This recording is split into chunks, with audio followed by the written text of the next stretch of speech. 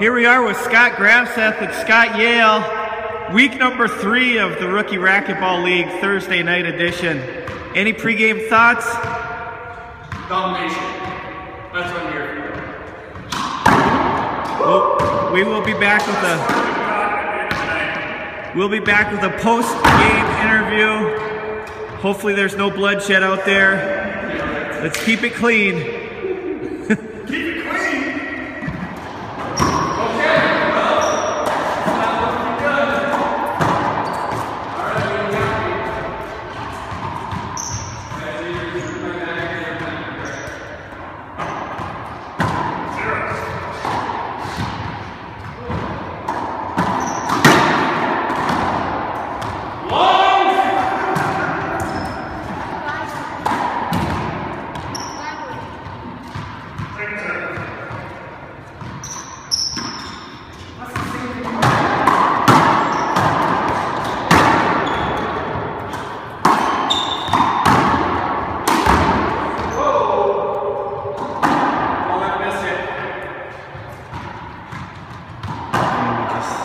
Double fault at 10-3, that was a big, if Scott can rattle off a few points here, it's an entirely different game. 10-0 to 10-3, still seems like a few points here. Ooh, and that is a tough shot. What I was going to say is if he could string together a few points there to make it 10-6, but then a 10-0 game becomes a totally different game. If you can get it back to 10-6,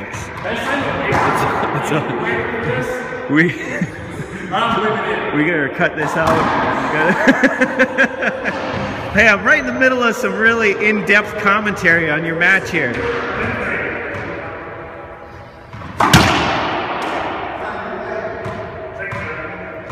We really need to set out for Scott yet.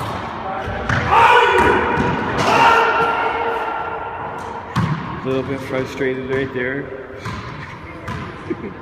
Game 14-5, so first game.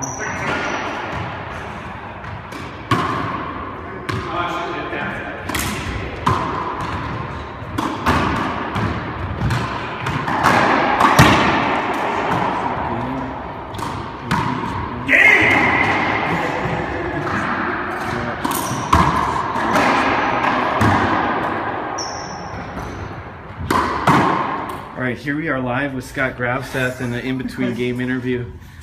Scott, how you feeling out there? It seemed like you got into a groove with your serve and were really trying to attack his backhand.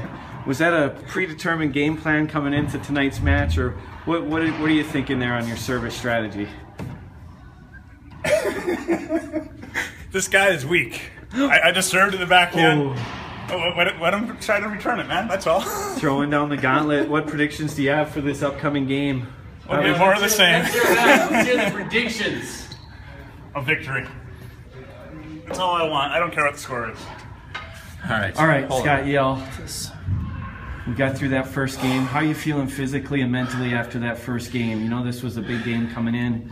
What are your assessments so far after just this first game? I'm feeling physically drained right now. I don't know if it's this, maybe the sweatshirt.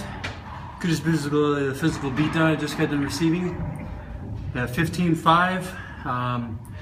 Do plan on trying to come back, and I'm going to battle through this, baby. We got 2 left to go. I'm going to get one of these. I don't know how. Gravseth is going to have to screw it up a lot. Now in that first game you were attacking his forehand on the serve. Yeah. And he seemed to be getting into a groove. Do you have any other plans with attacking him on your serves, or any adjustments that you might make heading into game 2? That's a good question, Johnson. It did cross my mind powering through that game when I was getting beat by 10. I think it was the 10-0 run. I think he ran out of me early. I may stick with the same plan for the first couple of points, but we're definitely going to switch some things up before we go to another 10-0 deficit run. All right, good luck. Thank Scott Yale joining us live at Racquetball. So we're here. Scott Yale has come out to a 2-0 lead, and he's pulled out some very good stall tactics. And Gravseth is starting to get a little bit agitated by his sports gamesmanship. This racket is hot. He's got A good start. Up 2-0 for Scott Yale. same thing I play golf. It's the same kind of thing. Just win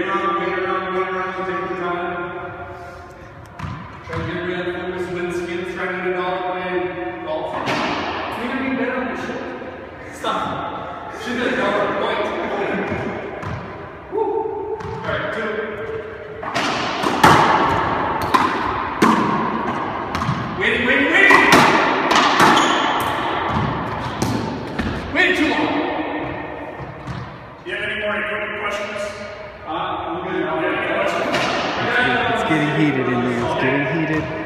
0-2. You can tell both guys want to win this.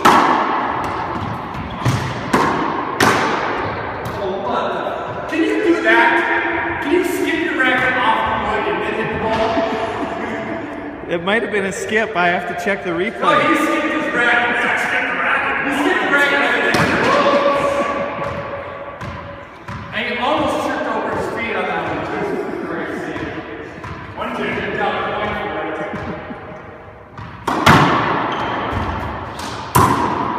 Look at that. It's almost good. Alright, the score is now even at 2-2. We'll check back in with you shortly.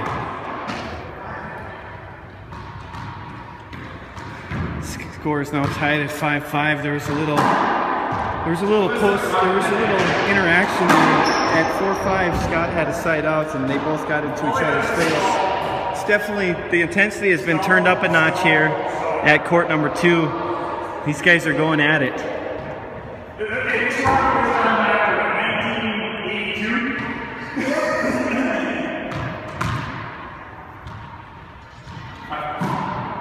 For the record.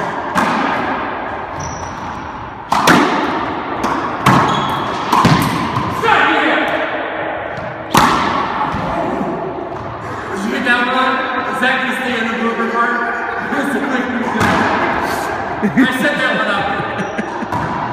That's why you always wear goggles and you never slam the ball down on the ground.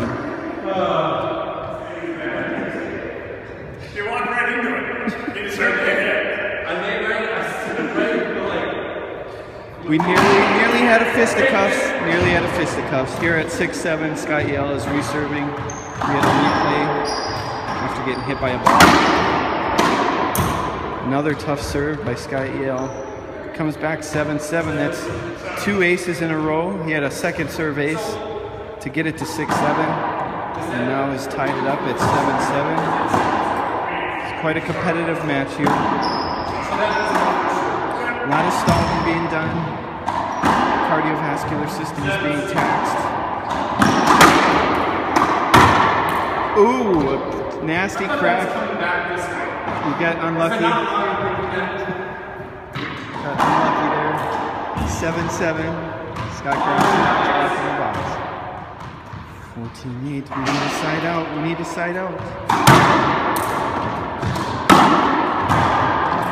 And he stays in the match with a down the line backhand. It's time to put together a run. Scott Yale in the service box at 8-14. This is where you got to dig down deep. You got to play on your reserves. You got to have determination.